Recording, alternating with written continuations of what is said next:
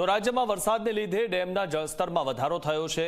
નવા નીર ઠલવાતા 14 dam high alert પર છે।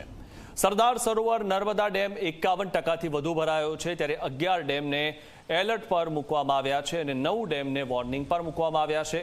9 ડેમ સંપૂર્ણ ભરાયા અને 25 ડેમ 70%થી વધુ ભરાયા છે।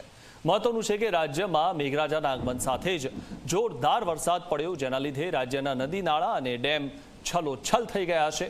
નવા નીરની આવક થતાં 14 ડેમ હાઈ એલર્ટ પર છે, તો 11 ડેમને એલર્ટ જાહેર કરાયા છે।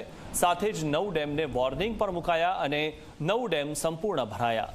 25 ડેમ 70%થી વધુ ભરાયા અને 56 ડેમ 25%થી 50% સુધી ભરાયા છે। જોકે 94 ડેમ એવા છે જે હજુ 25%થી ઓછા ભરાયા છે, પરંતુ ખુશીની વાત એ છે કે સરદાર સરોવર નર્મદા ડેમ 51%થી વધુ ભરાયો છે।